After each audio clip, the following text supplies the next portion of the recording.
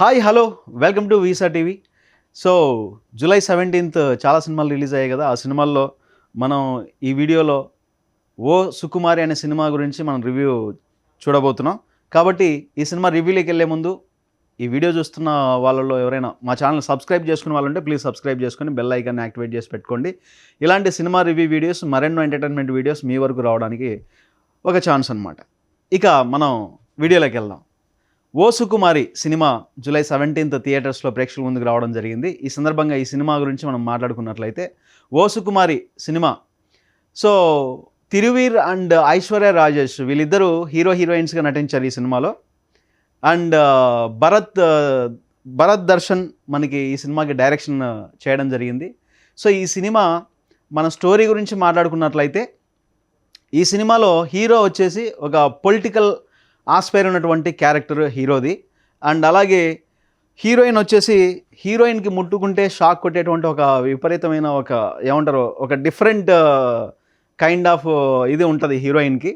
So తను ముట్టుకుంటే shock కొడుతూ ఉంటుంది. ఇలాంటి ప్రాబ్లంతో ఉన్నటువంటి హీరోయిన్, పొలిటికల్ ఆస్పైర్ ఉన్నటువంటి హీరో, వీళ్ళిద్దరిని కలిపే ప్రయత్నం. సో ఏదో ఒక సందర్భంలో హీరోయిన్ చూసి ఇన్స్పైర్ అవటం, ఆ హీరో కలిసే ప్రయత్నంలో వాళ్ళిద్దరూ చివరికి కలుస్తారా, ఎలా కలుస్తారు ఏంటి అనేది ఈ సినిమాలో మనం చూడొచ్చు ఓ సుకుమారి సినిమాలో.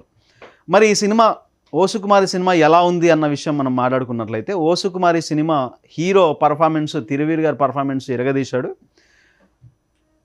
ఏంటంటే తిరువీర్ గారు చాలా ఫన్ జనరేట్ చేస్తారు ఈ సినిమాలో. తన క్యారెక్టర్లో చాలా ఫన్ ఉంటుంది, చాలా అద్భుతంగా ఉంటుంది, చాలా ఇన్స్పైరింగ్గా ఉంటుంది తన క్యారెక్టర్. సో అది ఒక అద్భుతం. అయితే మరొక అద్భుతం ఏంటంటే హీరోయిన్ ఐశ్వర్య రాజేష్ క్యారెక్టర్ కూడా చాలా అద్భుతంగా ఉంది. సో హీరో క్యారెక్టర్తోనే ఫన్ నవ్వి మనం హ్యాపీగా ఫీల్ అవుతాం అనుకుంటే ఐశ్వర్య రాజేష్ క్యారెక్టర్తో డైరెక్టర్ గారు మరింత కామెడీ పండించి జనాలకి బాగా ఆకట్టుకునేలాగా ఈ సినిమా అయితే తీశాడనమాట ఓ సుకుమారి.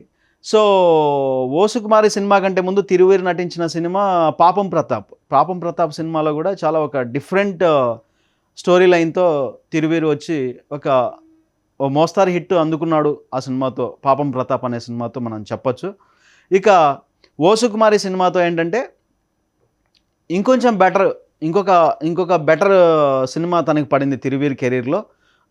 పాపం ప్రతాప్ తర్వాత ఇది కూడా one of the best cinema తిరువీర్కి అని చెప్పచ్చు. సో అలా ఈ సినిమా చాలా అద్భుతమైన కామెడీతో అందరు ఫ్యామిలీ అంతా కలిసి చూసేలాగా చాలా ప్లజెంట్గా ఈ సినిమా ఉంది అదనమాట. చాలామంది ప్రేక్షకుల నుంచి వస్తున్నటువంటి టాక్ కూడా అది. ఇక ఓ సుకుమారి సినిమాకి మనం అవుట్ ఆఫ్ 5 ఈ సినిమాకి ఎన్ని పాయింట్స్ ఇవ్వచ్చు అన్న విషయానికి వస్తే ఈ సినిమాకి అవుట్ ఆఫ్ 5 మనం 2.8 పాయింట్స్ అయితే ఇవ్వచ్చు.